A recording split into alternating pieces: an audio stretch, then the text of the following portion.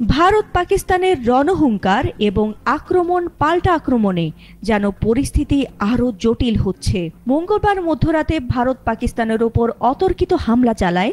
জবাবে পাকিস্তানও ভারতের ওপর পাল্টা হামলা চালায়, আর এই পাল্টা হামলায় ভারতের 5টি যুদ্ধবিমান ভূপাতিত করে পাকিস্তান। ভারতের যুদ্ধবিমান ভূপাতিত করার পরই নড়ে চড়ে বসেছে সারা বিশ্ব। সবাই ধারণা করছে সামরিক দিক থেকে পাকিস্তান কিভাবে এত দূর এগিয়ে গেছে। রাতের আধারে অতর্কিত হামলাও তারা কিভাবে রুখে দিল। ভারতের 5টি যুদ্ধবিমান ভূপাতিত করার পেছনে রহস্যটি কি? পাকিস্তান ভারতের যে 5টি যুদ্ধবিমান ধ্বংস করে দিয়েছে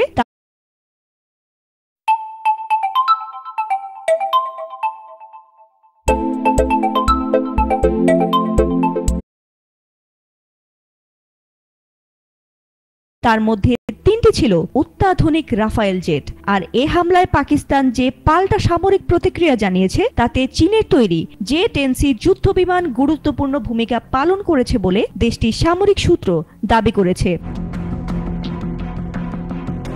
বিশ্লেষকরা বলছেন এই ঘটনায় প্রমাণ মিলেছে পাকিস্তানের বিমান বাহিনী এখন চীনের উন্নত প্রযুক্তির J-10C জেট ব্যবহার করে, যা ভারতের রাফায়েলের মতো 4.5 জেনারেশন যুদ্ধবিমানও মোকাবিলায় সক্ষম। চীনা নির্মিত J-10C হচ্ছে 1 ইঞ্জিন বিশিষ্ট মাল্টিরোল যুদ্ধবিমান, যা অত্যাধুনিক রাডার ও ইলেকট্রনিক ওয়ারফেয়ার সিস্টেমে সজ্জিত। এটি নজরদারি আকাশ থেকে আকাশে ও আকাশ থেকে স্থল হামলার ক্ষমতা রাখে। বিশ্লেষকরা এটিকে ভারত চীন সামরিক প্রযুক্তির প্রতিদ্বন্দ্বিতার প্রকাশ হিসেবেও দেখছেন। কেউ কেউ বলছেন রাফায়েল বনাম J-10C লড়াই ছিল চীনা ও পশ্চিমা প্রযুক্তির বাস্তব পরীক্ষার মঞ্চ। একজন মার্কিন সামরিক বিশ্লেষক জানিয়েছেন, যদি রাফায়েল সত্যিই ধ্বংস হয়ে থাকে তবে এটি শুধু ভারতেরই নয়, বরং পশ্চিমা প্রযুক্তির জন্য এক চরম ধাক্কা।